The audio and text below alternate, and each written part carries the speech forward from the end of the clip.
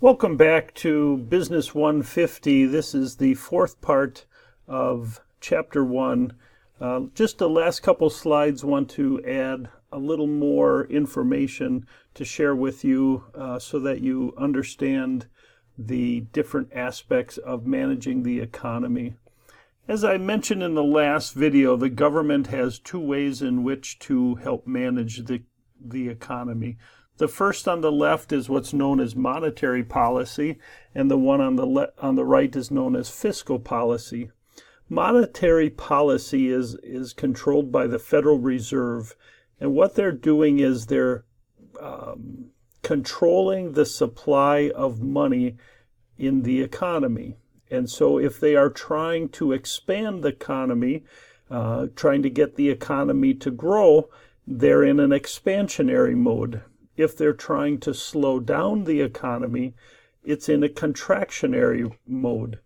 Let me give you an example. If you're in a subdivision and there are only two young ladies in the age of being babysitters and a lot of families with young kids, the demand for those babysitters is going to be quite high. And as a result, the price that people pay is going to go up and up and up because there's a limited supply of babysitters. And so the people, when they want a babysitter, will be willing to pay more money for that babysitter. And so as a result of the large demand for products and not a lot of supply for products, it drives the price up. And so the economy, when prices go up, we call that inflation. If prices continue to rise, pretty soon the economy starts to slow down because people don't have enough money to buy the products and services that they want. And so to avoid an economy growing too fast, in that case, the government goes into a contractionary mode and tries to find ways in which to slow the economy down. Now, it would be hard in my little example for the government to come in and give more babysitters, but in other areas of the economy, that's just what they do. They supply more money, or they take away some of the money through the banking system so that people don't have as much money to spend.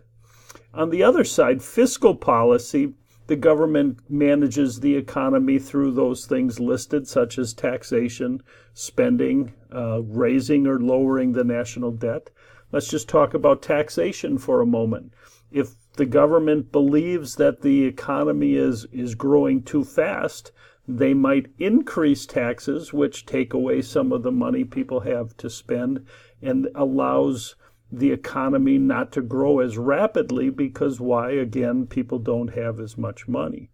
If the economy is very slow and they're trying to get the economy going, then in that case, the government might spend more money, build more roads, build more schools, update infrastructure, and so on, because that puts people back to work. And when people are back to work, then they make money that they then have to buy products and services. So again, the monetary policy is really ways that they manage the money supply through the banking system. The fiscal policy is the way the government controls it with such things as taxation and spending. Here again is the chart of the U.S. national debt from 1940 to 1970, pretty flat. This here is in millions of dollars, so then you would add 6 more zeros to this. And you can see that in the 70s and 80s, it started to grow quite rapidly and has continued to grow. So right now, we are roughly at a $20 trillion debt. There are two fields of economics: macroeconomics, which is the study of the economy as a whole. So that looks into things like what is happening in the world or what is happening in the United States. Is inflation, which again, that means our price is rising. Is inflation going up a great deal, or is inflation holding pretty minimal? So we're looking at things as a whole in the economy as a whole. Microeconomics is the study of the choices that individual consumers and businesses make. So how do I price my product? How do I look for the demand of my product if I'm a business? From a consumer, again, economics is deciding how to spend scarce resources. Do I buy this product or do I that product? So microeconomics is at the small level. Macroeconomics is at the large level.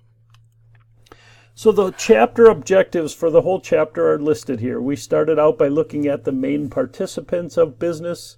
We then described the functions that most businesses perform. We identified the forces that have an impact on how businesses operate.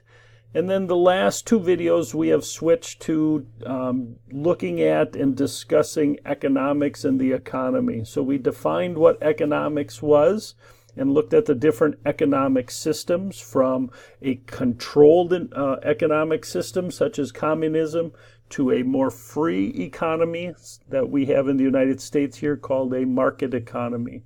We looked at the four types of competition, from pure competition where there are many buyers and many sellers in a very similar product, to a monopoly which has only a single seller and many consumers. We looked at how to assess the status of the economy. Is the economy growing or shrinking, or growing too fast, or growing at the right speed? We then talked about the government's role, both in fiscal policy and spending. And then we looked at the difference between macroeconomics and microeconomics. Please let me know if you have any questions. This concludes all of the lectures for Chapter 1.